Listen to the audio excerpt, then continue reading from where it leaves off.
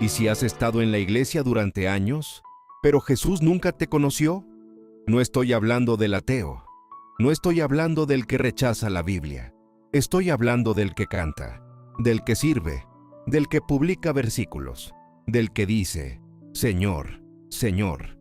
Jesús dijo algo que debería quitarnos el sueño. No todo el que me dice, Señor, Señor, entrará en el reino de los cielos. Detente un segundo. No dijo, algunos incrédulos. No dijo, los que nunca creyeron. Dijo, los que me llaman Señor. Y luego soltó la palabra más peligrosa del pasaje. Muchos me dirán en aquel día. Muchos, no pocos, no excepciones raras. Muchos. Y esos muchos hicieron cosas espirituales. Profetizaron. Echaron fuera demonios. Hicieron milagros. No eran indiferentes. No eran fríos. No eran ateos. Eran activos. Y aún así escucharon las palabras más aterradoras que un ser humano puede oír. Nunca os conocí. No dijo, los conocí y se apartaron. No dijo, los conocí y se enfriaron. Dijo, nunca. Eso significa que es posible vivir una vida religiosa, sin haber tenido nunca una relación real con Cristo. Aquí está el golpe. Puedes conocer doctrina y no conocer a Jesús. Puedes defender la verdad y no haber sido transformado por ella. Puedes emocionarte en un evento y seguir espiritualmente muerto. Y la pregunta ya no es cómoda. La pregunta no es, ¿vas a la iglesia? La pregunta es, ¿te conoce Cristo? Porque el cristianismo bíblico no es información, es regeneración, no es tradición, es transformación, no es cultura, es nuevo nacimiento. Si los que hicieron milagros fueron rechazados, ¿qué te hace pensar que tu asistencia dominical es suficiente? Si los que hablaban en su nombre fueron rechazados, ¿qué te hace pensar que repetir una oración te garantiza el cielo? No estoy diciendo que la salvación sea por obras. Estoy diciendo que la salvación real deja evidencia. Y aquí viene algo que incomoda todavía más. El mayor peligro no es perder la salvación. El mayor peligro es creer que la tienes, cuando nunca la tuviste. Eso es más aterrador que cualquier duda. Porque el autoengaño espiritual no duele hasta que es demasiado tarde. Imagínate ese momento final. Creer que todo está bien. Estar convencido de que eres salvo. Esperar una bienvenida. Y escuchar, nunca te conocí. No quiero asustarte, quiero despertarte, porque este mensaje no es para que señales a otros, es para que mires tu propio corazón. Y si ahora mismo algo dentro de ti dice, ¿y si soy yo?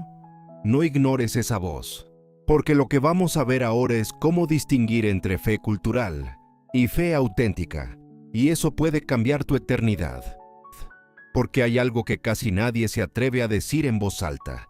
Puedes estar dentro de la iglesia y todavía estar lejos de Cristo. Y eso asusta, porque Jesús no habló de una multitud afuera intentando entrar. Habló de una multitud convencida de que ya estaba adentro. Mateo 7 no es una advertencia suave, es una escena judicial. Personas que dicen, Señor, Señor, no es incredulidad, es familiaridad. Ellos hicieron cosas en su nombre, predicaron, sirvieron, ministraron, y aún así escucharon, apártense de mí. Pregunta incómoda, ¿cómo alguien puede hacer cosas para Jesús y aún así no pertenecerle? Porque actividad no es lo mismo que relación. Puedes hablar de Él sin conocerlo. Puedes usar su nombre sin haber rendido tu corazón. Y aquí viene el segundo golpe. Jesús nunca dijo que el problema era falta de obras. Dijo, hacedores de maldad. Eso significa que podían tener ministerio, pero no santidad. Y eso nos obliga a detenernos. Porque hoy hemos redefinido el cristianismo como asistencia, emoción y contenido espiritual. Pero el Nuevo Testamento lo define como muerte y resurrección. Romanos 6 dice que el que está en Cristo ha muerto al pecado, no que lucha ligeramente, no que intenta mejorar. Muerto. Entonces la pregunta no es, ¿sientes a Dios? La pregunta es, ¿tu vieja naturaleza sigue gobernando? Porque puedes cantar y seguir esclavo. Puedes subir versículos y seguir dominado por lo secreto, y nadie lo nota, excepto Dios. Tercer golpe. La seguridad eterna bíblica nunca fue diseñada para tranquilizar al hipócrita, fue diseñada para afirmar al regenerado. Primera de Juan no fue escrita para crear duda, fue escrita para dar evidencia. En esto sabemos que le conocemos. No dice, en esto suponemos, dice, sabemos. Hay señales, hay fruto, hay transformación progresiva, no perfección, pero sí dirección. Entonces aquí viene la pregunta que define todo. Si mañana Dios quitara tu reputación cristiana, ¿seguirías siendo el mismo discípulo en secreto? Porque el cielo no se impresiona con apariencia, se impresiona con verdad. Y lo más peligroso no es estar perdido. Lo más peligroso es estar convencido de que no lo estás. Y eso es lo que vamos a examinar ahora. Porque si Jesús dijo que muchos le dirán, Señor, Señor, entonces la pregunta no es ligera. La pregunta es peligrosa. ¿Es posible llamar a Jesús Señor y no conocerlo realmente? Mira lo que el texto no dice. No dice que eran ateos. No dice que eran paganos. No dice que eran enemigos declarados del Evangelio. Dice que hicieron cosas en su nombre. Profetizaron, echaron fuera demonios, hicieron milagros, actividades espirituales visibles, impactantes, impresionantes. Pero Jesús no evaluó sus obras, evaluó la relación. Yo nunca os conocí. Y aquí está el golpe. La palabra conocer en el lenguaje bíblico no es información intelectual, es intimidad. Es relación, es comunión real. Puedes saber versículos y no conocerlo. Puedes predicar sermones y no conocerlo. Puedes cantar en una iglesia y no conocerlo. Y eso cambia todo. Porque entonces la salvación no se trata solo de actividad cristiana. Se trata de transformación. Y aquí viene algo aún más profundo. Jesús no dijo, los conocí y se perdieron. Dijo, nunca los conocí. Eso significa que su problema no fue perder algo, fue nunca haberlo tenido. Eso rompe una falsa seguridad muy común. Muchos creen que por haber hecho una oración una vez, por haber levantado la mano en un culto, por haber sentido emoción en un campamento, ya todo está garantizado. Pero el Nuevo Testamento repite una palabra incómoda: permanecer. El que permanece en mí, el que hace la voluntad de mi Padre, el que persevera hasta el fin. No es evento, es evidencia. No es momento, es fruto. Y aquí viene el siguiente nivel del asunto. La Biblia habla de personas que tienen apariencia de piedad, pero niegan su poder. Eso significa que puedes tener forma externa, sin realidad interna.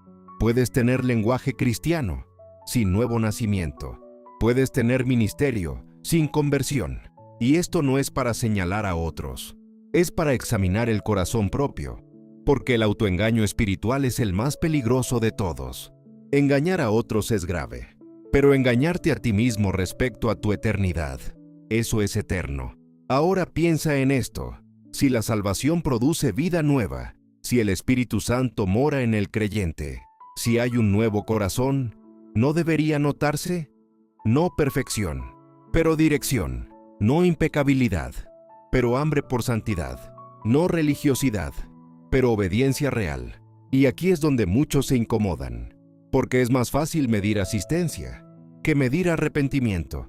Es más fácil contar seguidores que evaluar fruto. Es más fácil hablar de dones que hablar de carácter. Pero Jesús habló de árboles. Por sus frutos los conoceréis, no por sus palabras, no por sus títulos, no por sus plataformas, por sus frutos. Y la pregunta que empieza a formarse es esta: si el fruto no está, ¿qué significa eso realmente? Y eso nos lleva a un punto aún más delicado. ¿Cómo saber si mi fe es genuina? ¿Es solo cultural? Porque crecer en un ambiente cristiano no es lo mismo que nacer de nuevo. Aprender lenguaje evangélico no es lo mismo que ser regenerado. Y aquí es donde el tema deja de ser teológico y se vuelve personal, demasiado personal. Y eso es exactamente lo que vamos a enfrentar en el siguiente bloque. Porque la pregunta ya no es teórica, es diagnóstica. ¿Cómo saber si mi fe es genuina? No por emoción, no por tradición, no por experiencia pasada. La Biblia no nos deja en la oscuridad, nos da pruebas. Y la primera es incómoda. Primera prueba: amor por la obediencia. No obediencia perfecta, pero deseo real de agradar a Dios. Jesús dijo, si me amáis, guardad mis mandamientos. No dijo, si me admiráis, si cantáis, si asistís. Dijo, si me amáis. El amor verdadero produce obediencia, no como carga, sino como fruto. Si alguien dice amar a Cristo, pero vive en rebelión cómoda, hay una tensión que no puede ignorarse. Segunda prueba, lucha contra el pecado. El creyente verdadero no es impecable, pero tampoco es indiferente. Cuando cae, duele. Cuando peca, hay convicción. No excusa constante, no justificación permanente, no orgullo en la desobediencia. Hay guerra interior.